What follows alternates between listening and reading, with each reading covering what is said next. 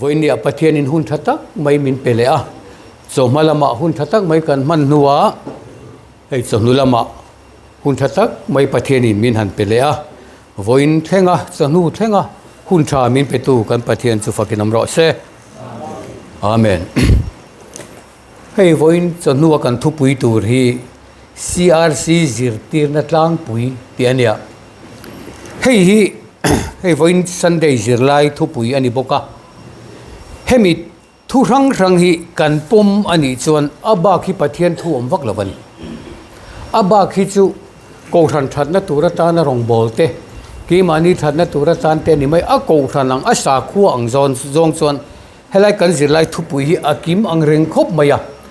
amaro chu amal te hian sermon voi tam tak soi tham vek an nia voi ni aro chuan huna tam lo wangin atlang puin kan soi chot kan soi don ania pakhat na hian pathian chu pakhat ania mi hring te hna thil nung pali mangin a in puang thin hei hi CRC danglam na ni phei then khat chuan Trinity an ringa then khati chuan oneness God pathian ni pakhat an ti maya a then chuan pathian chu mi pathum an tia a then chuan pathian a minung pathum anom ti te an soi thina ma se CRC chuan pathian ni chu pakhat chawani ma se kong li ina in puang thin kan tia ni chunga in puan na kong li chu zol nei te mi hring te tharau thiang lim le sakei pa ani na sakei bak nei hei pa ania sakei bak nei angin ania panina chon zol nei ania sebong angin pathumna mi hring mel angin iswa palina a chuan tharau thiang lim mu pui thok lai chu pathian in puan na fam kim ani ba ka Bible a hian thil nung pali tia soi hi ni thil nung pali tia a soi hi pathian in puan na fam kim ani chuwang chuan dan thu thung huna khan sebong le sakei bak nei angin a in puang ani pathian hi dan thu thung kan je le luk teang ka soi rei lu tu ka niang ti chu ka lawang reng viawa Bible a hian khovel hun pui hi nisari angin asoya chu kumsang sari ni khatilal pa ngain kumsang khat angjela ne ti wangin nisari kan ti hi kumsang sari angani top maya tu na hian khovel hi kumsang sari kan lut me kani kumsang ruk kan mangzau hei kumsanga ania hei kumsang li ti tiang zel chuan hei sang thum hei sang ni hei sang khat hei kan vil ro om reng sela Bible kan cherpon atha ti chuan tu na khovel hi kumsang ruk kan mangzawa sang sari nan kan tol lutani ni sari ni kan lut me kani ti chuan adama huna hian van pathian ina hon sak lawani adama huna hian van in hong reng lawa a chan chu an ei ni lala khan an thia wangin adama te eden huana tang khan to chu anita khovel kha thim ta vek mai ni pathian le mi ring in kara chat ta vek mai ni ti chuan ni thum ni alo ni khan kumsang thum alo ni khan Abraham aron ko choka atha Israel te nen adan thu thung maron siam ta he dan thu thung hi van kan ti hi ni heaven kan ti hi sapina heaven an ti hi mi zo tong chuan van kan ti maya khimi sky adum pol po khimi zo tong chuan van ani zel maya ma se van kan ti hi Bible ina van ati heaven ati hi chu thu thung kan ti hi ni van hi mo ti chuan dan thu thung alo kala hei hian kumsang li na thleng hi ron o ta a dan thu thung hian chu ta chuan Isu Krista lo pianga ti chuan rin na hun khongai na hun kumsang ni arin hong le kumsang ana le kumsang ruk lai tu na chuan zentel ni kin lo thleng ta a hun top kan lo thleng ta a ti chuan tu na chuan van thum na a kan lut ta a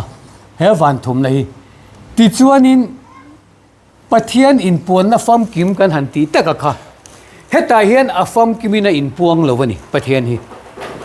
dan thu thunga khan a fam kimina in puang lo sakei bak nei pa ani na angle sebong zol nei te mangina in puang ka chiang themo ti chuan sebong zol nei te le sakei bak nei pa ani na angin a in puang ani Israel te nena ติชวนวันนี้นะอิสุอโลลันคาน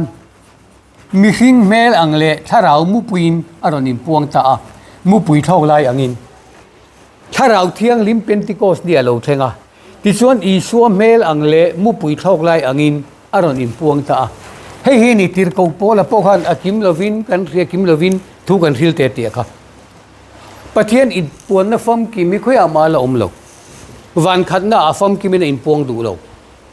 ดานทุทุ่งน้อยประเทศนี้อาฟอมกิมินะอินปวงโลประเทศอันนี้นั่นแหละสกัยบางในผู้บาลักศพน้ำมังคานเละโจลในเตมังอินประเทศนะอินปวงตบจูบางส่วนมูเสียมูเขาประเทศหมูนี่ตบไหมนี่โจลในเตมังคานอินปวงตบไหมที่ส่วนของไอ้นู่นนะส่วนอีส่วนกี่มีหมูจุป้ามหมูเนี่ยรอนกี่แรงอ่ะที่ส่วนอีส่วนเมอีส่วนมีหิงเมลอังเล่มุปุยเท่าไรถ้าเราเที่ยงริมหุนินเฮกุมสังนี่เจนเตลหุนสูงส่งอีอารมณ์นินป้วงเลยอันนี้ตัววันทุ่มนักกันตีวันทุ่มนักอาลูกนะเอ็มจุปัทยันอินปวนนะฟอมกิมทิลนุงปลีอันนี้ดังคันอารมณ์นินปวงแต่ตุบไม่ในตัวไหนเห็นจู่ฟังส่วนนี้ป้านเห็นเทรนเทนะกงอารมณ์หงแต่ละตาป้านี่นะเตโจลในทูฮีโจลในเตทุฮิโลกจงจงเฮรอนเทงดิกดอนประเทศโจลในเตทุสอยฮีจู่ฟังส่วนนี้โจลในเตนะอิสราเอลเตเขมตูรันนี่เตรัมตินันติดาร์ตูร์ทูเตประเทศนี้ทิลตัมตะกะเขมดานตูร์เตบากะอัตโตปะโตปะชวนกระถวยคมเหลียงเจ้ากระตุ้งดิ้งเหลียงเจ้าอติค่ะเฮตาเฮียนเราเทงโดนตาตุนวันทุมนาเฮียนจู่ๆกุมสังสริโกเลงอาเฮียนตุนทุทุงทาร์เฮเราเทงตานี่เฮตาฮิจวนป้าปนีน่าโจลเนฟ้าป้าอันนี้นั่นแหละถ้าเราเที่ยงริมปะเทียนอินปวนนะฟัมกิมทิลนุงปลิตรามะโคเวลกันลุตตาจู่วันสองกันวันในลุตตุกันนี่กันวันในดานนี้กันสวยลกเตียงป้าโจลในฟ้าป้าถ้าเราเที่ยงริมให้จงใจหน้ากันมั่งอันนี้ป้าโจลในฟ้าป้าถ้าเราเที่ยงริมจู่ๆนังมาประเทศนี้น่าชินเชียน่าเจนิติเท่าข้าจงใจนะคะประเทศนี้มินชินเชียนานี่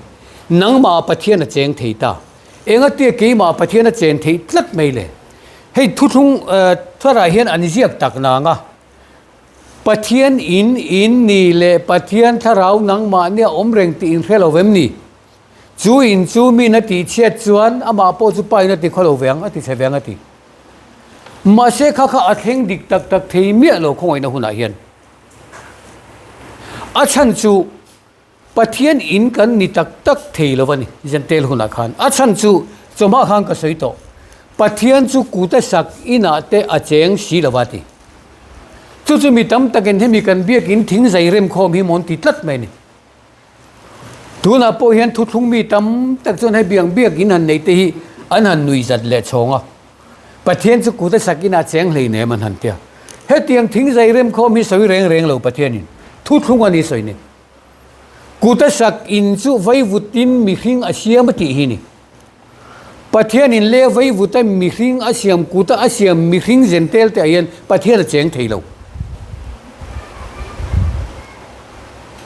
จู่วังส่วนเฮตาเฮียนป้าอันนี้นะอินปวงเราอีโซเลยถ้าเราเที่ยงริมโซวินอินปวง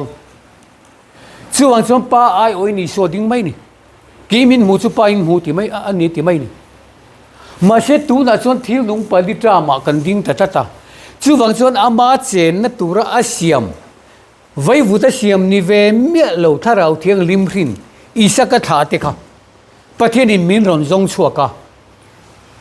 นังจูจนชัวกัลสันโลขบุยันเตียงเจเทนิค่ะ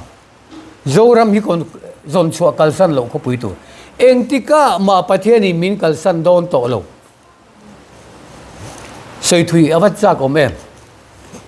สังขจักวปรุกะถ้าเราเที่ยงริมมิโซรามาโลเทงอันนี้ข้ามีมาขันสังขจักวปัญญาเวลส์รามาฮาร์นารูปุยตะกะเทงอันนี้มาเสเวลส์รามาฮาร์นารูปุยตะกะเทงกะอัเทงนนมังเมียโตโลไม่นี่กุมจาเวลวีดูทอตัวอิงกระเทียให้อัศเลทอมิกระเทียโลข้าติดตักไม่หาร์นันเลสากา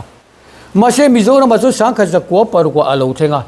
จุดตั้งกุมสริยาโลเทงเลยตั้งกุมสริยาจุดตั้งกุมสริยา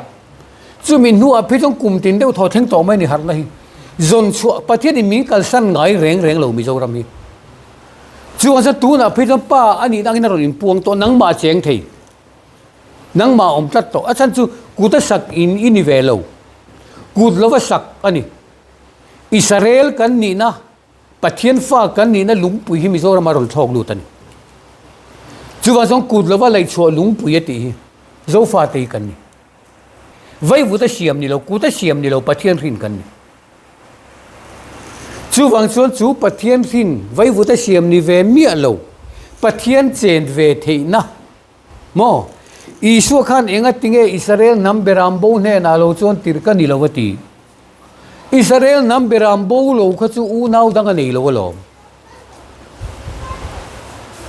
aru ang ru nei ati sa ang ti sa pu kha lo ron zon ve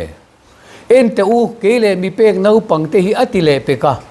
nau pang te hi ti sa le thi sen chang tu te an ni ati ka Hebrai ka ni lo mi pathian thi sen le pathian tak sa chang tu te isaka tha kan ne lo chu mi chu aron lua le do na chu wang chuan ni thum ni iswa tang ani thum ni tho le na hian Israel nam min kai tho ta chu ta chuan mo pathian ni ai pu afam ki min ron in puang ta thlat mai ni pa ani na te zol nei ani na te fa pa ani na te tharau thiang li mani na I chang vek ke tai tu na hian ka chang vek ke ta mai ni chu mi kan chan thei na turatan chuan alom ama hian in tulu ta ane na om tura beram nung le kan ni ang chia mai ya beram no nun na bo kan ming kan zia na chana hi chuan in tharau thiang lim khin kan ni to chan chop te chiam po ngai lo tharau thiang lim in ni top mai ni ti hen pathian tharau in ni top mai ni pathian tharau in nang ma hen om reng top mai ni pathian in ni le pathian tharau nang ma ni hen om reng tin he lo vam ni chuan in taksa hi duat ro pathian in ani ka o in taksa khan pathian choi moi ro chu pathian chungchanga CRC thurin ani chu ti chuan pani na chuan mi hring chi ni khowela mi hring chi pani kanom nam tam tak kanom khowela hian chi rang kanom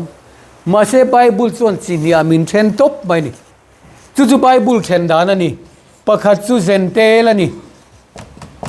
zentel hi zainti ti tang lo chuak ani a zainti ti huab lo ani el ti hi pathian ti na ni zentel ti jeng ti na nge pathian huab lo ti na ni ki ni chu zentel kan ni te kan zak mi lo zentel reng kan lo ni lo wa Israel nam berambo kan lo ni reng mai ti tu na kan har chuak don ta mek tam ta kan har chuak to kan har chua zel theina na rong bol tu ra ko te kan ria renga tha ti chuan zentel pania pakhat chu Israel ani Israel pathian ne tu pathian lalfa pathian le mi hring I buana I ne ta sia ti ani a ro pui rem ani o ani na taka chuan Israel ti pathian le mi hring I buana I ne ta sia chu wang chuan tu na tang chuan zakopa an ti to lo wang chenga Israel an ti tong che Israel in ti ni nam thil na mai leinen pathian ne tu ti na ni ani na taka chuan pathian ne tu pathian hi kan ne tlatalom amak je chu mo kan ne han tia kan in che kan bo bet renga ti la mani lo pathian thin lunga om reng pathian in a thei nil thei lawati ki mani kan ne lo enga tie ka thin lunga hanan cham tlat thin le te ni pathian ni kan ne tlat mai ni pathian thin lunga kan cham reng ringot mai ni chu wang chon Israel pathian lalfa pathian duat kan din ang khan tu na hian pathian in hen na mi atung ding don ta son itel ve duem chu ram min pedon min tung ding mai don pon ram min pedon chu lua ve duem chu wa son mi hring chi ti kan oma hei du than ngot the ni lo Gentile sa renga piang an oma ke ni ro chu Israel sa renga piang kan ni tha tu te awanga du tak te ati kha kan ni chu ni pathian ni min thei hil theilawa mi sual tak po ni la mi zon zon chua le zel chana hi chu mi Israela po chuan mo fatir kan la ni chu Israela fatir chu ro lu tu turani Jeremia khan pathian in chiang takin ron soi Ephraim chu ka fatirani Ephraim an thu sei chuang khurna khophial atling thina ti khoveli la khur don Ephraim tlangra ma ti chuan veng tu te au ni thleng don ati kha kan au don khovel khiatin Israel nam tho le fa te hi zoram tharatang hen kan au don ani o khoveleng khur ma yang lo ngai reng ma ro thil ti theina in min thuam bokang pathiani chu tiang tura a ro lu tu tura a kol kan ni ani de taka chuan Isua khan ka ti ai ro pui hi in la tiang a tinga tan a ti ro pui le ni Isua khan mi thi kai tho dam lo chi rang rang a ti dam ani voi ni thenga sarmon a po sarmon nuam pathian thu ro pui ani Isuan mi ti dam kha chu Isua ina atlan chu ate chu kan nia anun na po ui lova a thi pha ate a thi sen a chu ana chana ka ki mani kan ni kan nam hi kan ni fatir khani fatir chu khovela I ruai lu le huna chuan wana van tir ko zong zong point je bai bu ro seti tu na hen lalpan fatir min tung ding le don mi zo nam te min tung ding don Ephraim a tha te mangai tlak lo mangai ngai lo to kha adu sak to lo kha mangai ngai lo vi kha mangai ka tiang adu sak lo vi ka du sak ngai lo vi ka du sak ka tiang kan han van nei le lo la sin kan sual te reng nen hian kan sual la wang hian ni oma sin min mangai te ka tia Ephraim chung chang kha Bible khan ente chapo wang thuang zu he ati kherani zu he tak mai cham ti pun mang nam dang jinga intel tlat no chi zuar min ti top mai ni ai mi zo nam poi no chi kan lo zuar na sakhopa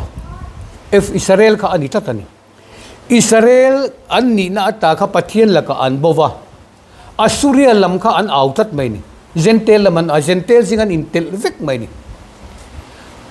tin tu na po hian Israel kan ni na thengil thak maya Gentile anga kan om tlat mai hi pathian in a huat em no chi zor na ni chu ma se pathian in kan kong tura alo bu sai ni boxia nam dang te ji nga intel ta a ti chuan Ephraim a chu no chi Israel chuan no chi zor ta ni ti tu na point kan hello mai maya kan rama ko ran zong zong hi ente Gentile ko ran foreign na tanga kan lag lu vek man kan nam ko ran ni mia lo nam dang ko ran kan loi lu vek he hi no chi zor na ni in ramatlang zong zong te en ula an mut pui lo na chatlang hian zong te uten ni ka pathian ni tlang tin ai kan lo bethel to vel nen tlang thade wa bi kan lo sazel muk mai siamo Ezekiel han alo thra chiang alo pathian lo mu chian tir khopa mun lang sara atini kha mun lang sara mi vei va te mu thei turin insangi sa chuwa so mi vei va te mu thei turin I han in lim lang vela te ni kha o Israel no chi I zora wangin Israel ti borbanin omani te ni kha diktak chong kan chapo puya alang sarlai pia ngai kan intar choka ni maya biakin nen hian Ezekiel han lo soivek ma se hengi ino chi zorna mai ni ti nam dang jinga intel he lo ho em mai ni Israel tan chon chu ma chon kan sim tur ma saber chu Gentile nia kan in khiat tlat nahi sim ma sak ber tur Israel kan ni pathian lalfa kan ni vai vuta siam kan ni velo tharawa hrin thu tema wanga lo piang kan ni Isua pian dante Isaka pian dante thu mun vek tharau theng lim sin vek raitir vek kan chu lo maron zon Isu hen an ni chu u nau te ti azak love atielom chuwang chuan fatir kan ni na kan hlo to kan bo to Israel hi pathian hen an mangai je hi ka ngai to thina Israel fatir dik tak chu Reuben ani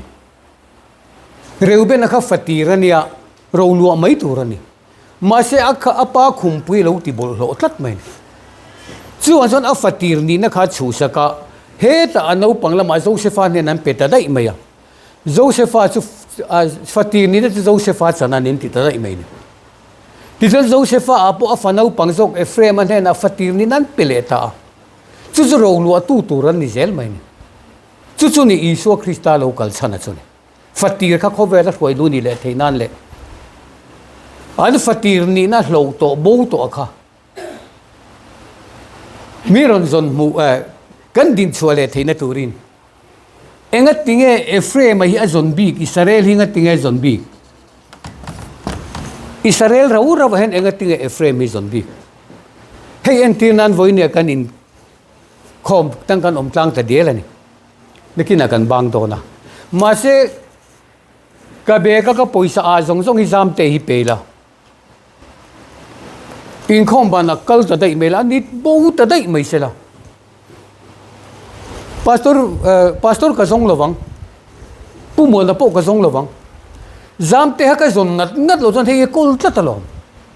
he mi ka mu le ma lo ka ho thei to lo re ka poisa zong zong ta nom sia chu wang chon Israel hi pathian in enga a zon char kan ti chuan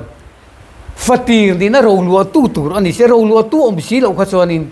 Isu Krista ka thoni na thi don tlat chuan zong tangar Israel nam beram bo ne na lo chon tir kani lo kha fatir beram bo wa kha lo ma zon a chan chu fatir ani ro lu tu tur ani ta tawang chuan chu tu na hen min zong muta a fatir Ephraim bo ka zon win kan om ta ni Israel zon mu ringot lamani lo fatir zon mu hi ni poi mo ber chu ni fatir kha ro lu tu tur kan ni wangin ral ramatangin an local leng lokir lenga I hun toblam hi chu nga fa kum ta kan ngati chu kan lu don zoram nuam zoram thara kan lu don hel hen ni ringot don sual na le at na ten hun an chang don lo heta hian a eng pup ringot mai don ni avelin mai kul kan ngati pathianin avelin mai kul kan nga alai ro pui chu kan ni bokang ati kamangla me min ti ngai nin sik me hun alo thenga chu hun chu nai lu tu tlat gentle ni kin to sia chu wang chuan ni pathian na mi te min seng khom ta khovel bu seng tu na kan tong me kan ama fa te min zong bu chu chi tha chu ram fa te ni ti chi dik lo chi chia ero chu set na fa te ni ti lo chu khovel hi ni khovel top chu bu seng hi ni ti top mai chuan lalpan voinen abu Josepha tha te min seng khom me ka chu mi seng khom na turatan chuan zem pui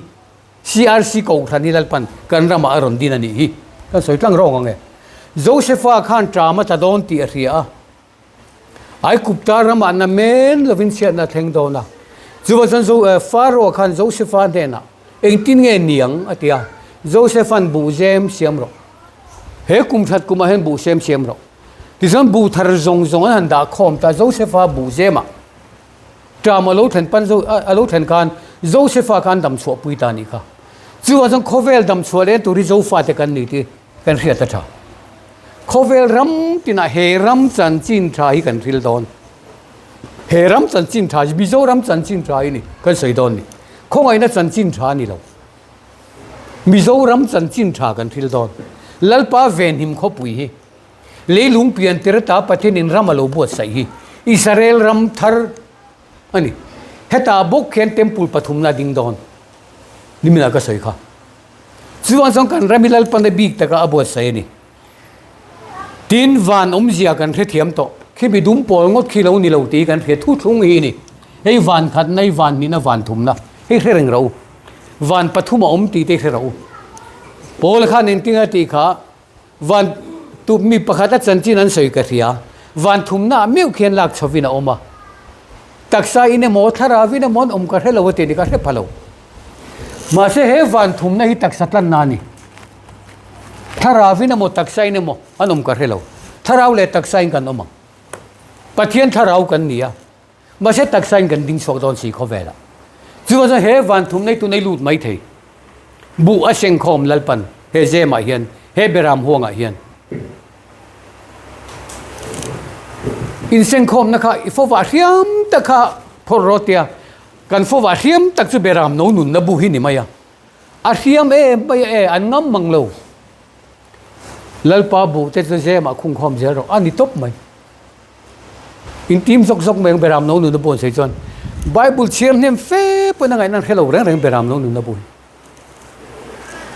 bible a hen voi ni chia beram no nun na bu ni chia kang rin thu da du su o abu cher ve mai ro pakhat na chuan beram no nun na bu ming zia khian sakol le ale mi chi bayen bu ve lo te je topang beram no nun na bu ming ziak lo apiang chuan sakol hi pathian chi bai bukin an bukani atiang thupuan to pa beram no nun na bu ron ziak leang beram no nun na bu ming ziak te chau Jerusalem tharan lutang pon lama chuan ui gentel te in ngai mangte no chi zuar ho kha milem biate tual thatte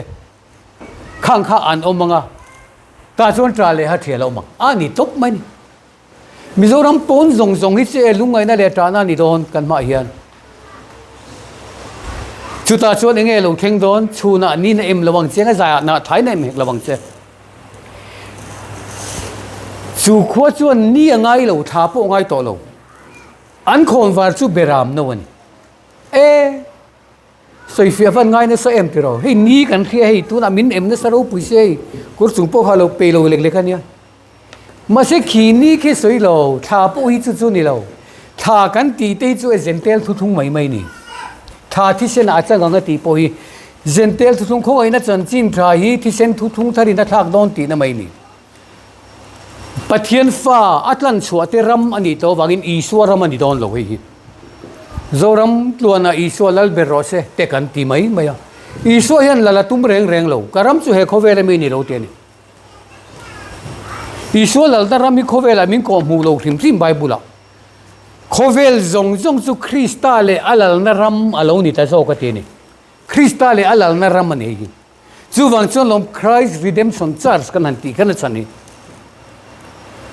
ta ka pu te chon iswa krista ko ran de kha an la du de wing ga ria khoveli krista le alal na ram ani iswa lal na ram ani don lo chu ni chu kan ngai to lo wang e kha en tu kan ngai to lo wang kan soi tang de ro wang e beram no hi ayeng don ani I beram no ni na che khovela enga pathian fa kan ni na che kan eng ani kambela thalowa ka pi pon halowa ma se ka that ve na chu beram no ka nitla thini pathian fa ka nitlat me hi ni pathian fa ka ni theinan iswa krista hian min tlan chuak iswa ramani to lo beram no ramani nangma ram turani zo fa te ram turani hi chu he van thum na chanchin kha kan te hi chuwang chuan van zia in re fia theilawati ison farisai ho how na samai dai a ko la enga na tu chu ko khwa tha don na niang in tia ni ma se la hun chin chena tin re fia thiam theilawati ni kha chuwang chuan in hei zona chin chena lo tu chin chena dang reng reng khovel na pe ka ni lo wanga ti top maya enge ni zona chin chena tui thuk takata tui fin ria ta tangin sangha in khomola ni thum ni na luak chuak khongai na chanchin tha hi tui fin ria ta ni gentel thu thungi tui fin ria voine gentel tui fin ria ta hian tu nai sangha thara win min dola kan leng vel mai mai ni kini po thara win min tuam piang in nuam kan ti chu chu kha sangha ko chunga om kha zona poi sangha ko chung hat reng reng lo patien ne na tong ta ya bereng thei ma se ni thum ni khomola luak chuak ta tlat mai ni chu za voi ne ni thum ni ani tan sangha in min dol christian chin chian ama sain hem sanghalem sanghalemi christian chin chian ama sani chu wang chu sangha ko chunga kan omvek tharau thiang lim hu kan tia ma se tu na chon sangha ko chunga ran khomola zona aluak chuak ta ang khan với những không mua là Isu Christa po ni thum nia thâu lệ với những Israel nằm thế po ni thum nia cần thâu lệ trần ta thâu lệ nắm sabira cần lut thâu lệ nắm sabira til te an thiang limin an eng thâu là niti cái này son thiang lim cần ti vak lâu mà sẽ bắt thiang in thiang lim ti top mai chân anh nghĩa là ngàn son cần soi mình cái bôi lem là vắng chung mi khi ngàn son cần hành in te hay hi chu ti cái ti do soi ra si ni min apo rui han te mà sẽ bắt thiang in beram dong nun na bo mi nga lo khung to si cái in thiang lim cái ti chu nang nin thiang lim lo ti su ti hay ni top mai cần thiang lim rất mà đi bắt thiang ngay chọn mà sẽ mi khi là cái rồi chọn cần môi lem là vắng chui rồi chu cần phim kur ve tha cần mi khi pui te là cả bắt thiang ra mà lâu giàu nan cần lan môi tha cần phim kur tha min ti thiang lim đó khó bịa cần lụt rất anh thiang lim nó khó bịa cần lụt rất chú vào chọn là kia nã chuan hun là lâu cái là nga tar te poi cái pu poi lang valin ania lo mu hil ma set lang valin kai thole mai don ala dam ringa ni pe chonin awang lai ni ko kir le don chu bible min tiam tat upa te po chu an duwa thar le anga nim si ngang nan duwa le lu anga te lo chu san ram hi nai to sia rei lawang riom kan tua rei vak lawang mi mu sit pe kan tua rei vak lawang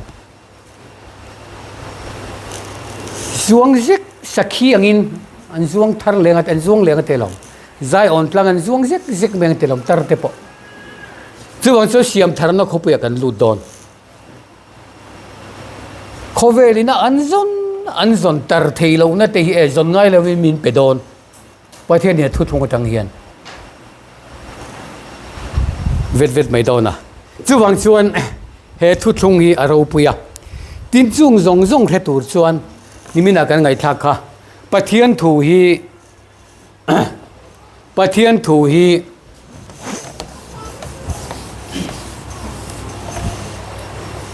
thu le number siamani ti therau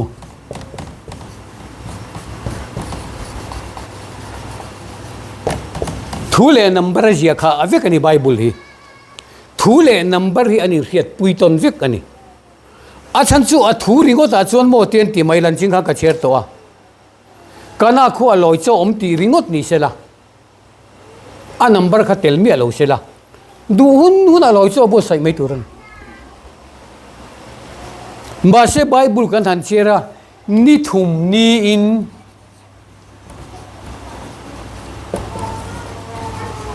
hey a in zom tlat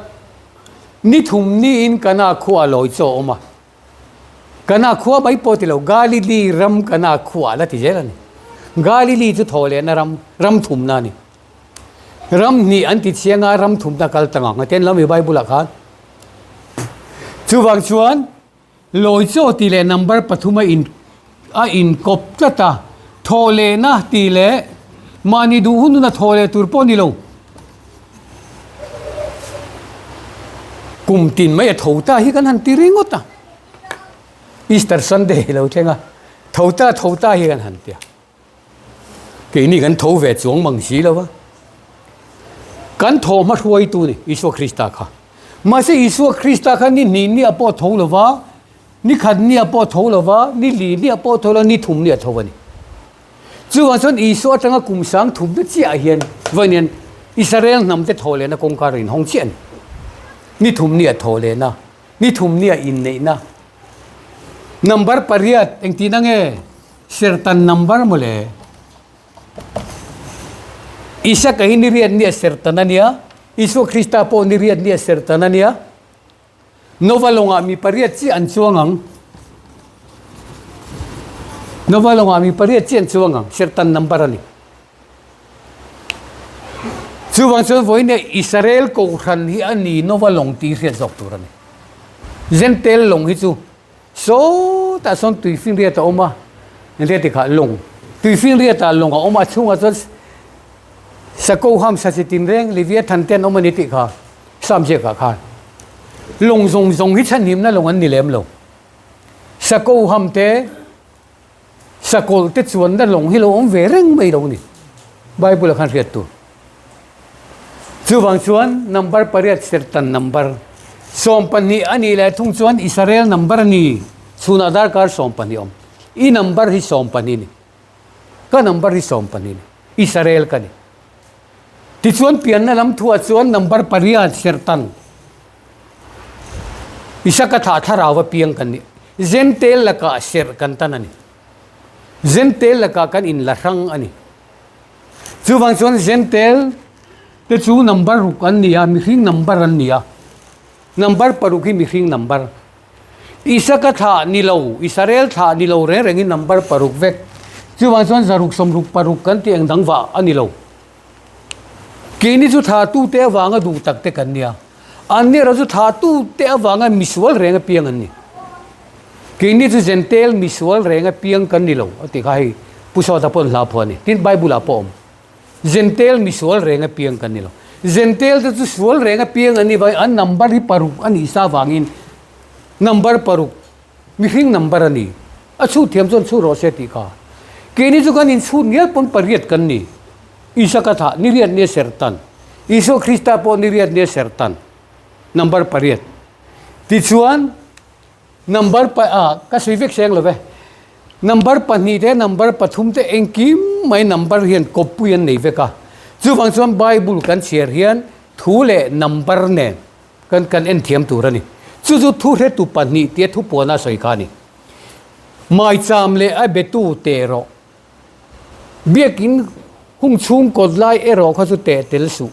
Zentel te ne na pe ka ni to. Israel rama temple lo din khan zentel lu ve theng reng lo a kod lai chian theng thei nakina po chu ni le don Mizoram hilal pa temple ading chuak don tuna in airline permit kan tiang mai mai hini lawang pathian in avelin mai kul ang kan nianga ti top mai ni lu lui po tum sela mai khandai virton zok zokin avenga tiang mai khan kan rami ahum him don kan zol ni te ngan soi in velan namte kan in do ti ranga nang ni ko hung chuak mai chu ti chu wang chuan e chai naral lian hi long hak du su an du le ron lian ve mai mai ro se sakol te zong du su chu du su sakol ti na theilo na azal pan hung chuak zok che ni aron theng ve phalo chu wang chuan eng ang po in thi pui le ro pui la ka in humim na turata na bok te niang chung nung bera biru na muna om chu eng kim ti the lima chu na omang atelom chuna thaleng thin laka te ahum him don zana thil rap thak lo thang thin laka te ri thalo lo leng laka te ahum hi mang chenga iding lama sangan tlungai ve iding lama singan tlungai ve lama sangan tlunga misuak sualte rulna chu a muini muchawanga ipuan in choron nei ve lawanga telo chutiang angata na ahin ni si hi angate sakol kal hlau em cham te kan lawa e indo walo thenga kan biru na tur kan te bu fai kan thuk ru thu khatiang tura siam kan ni velo Israel fate ka ai kuptaram atang arhoi chwa kanan raman lu khan pathian in Joshua ne na kanan ram in lu huna chuan in hum him na tur khua in siam ngei turani ati in hum him na tur khua siam lovin kanan ram lu apallo chuwang chuan tu na po hian ram thara lo theng do na pathian in mitam tak a hem ngei don chung ho laka kan him ve na tur chuan in hum him na tur khua thi pui le ro pui laka in hum him na tur hilal pan zo fa ti voine min pe a beram no lun na bo kan minga chin chia sa khua le ko khanin min tung ding ani hi chuwa jong Christian sa khua po kan ni lova zentel po kan ni lova Israel kan ni Christism Krista tak sathar sa khua kan ni tatan hei lo chiang ro na kina I cher pui lo theng don enge in sa khua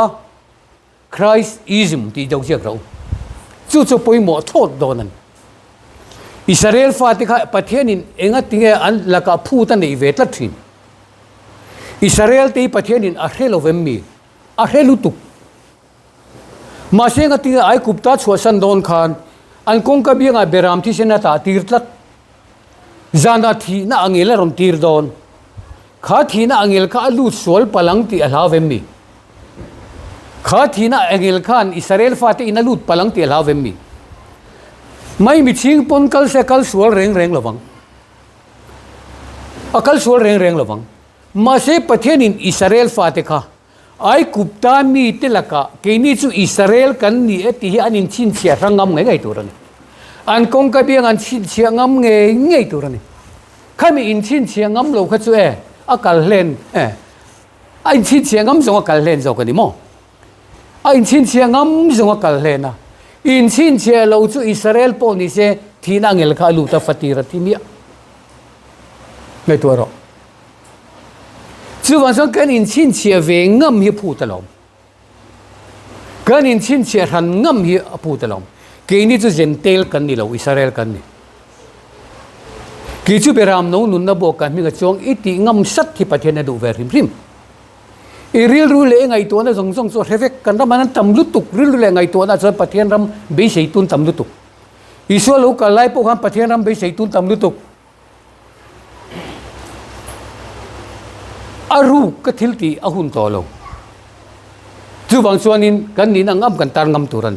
Israel te po an ni nang ang antar chuang ngama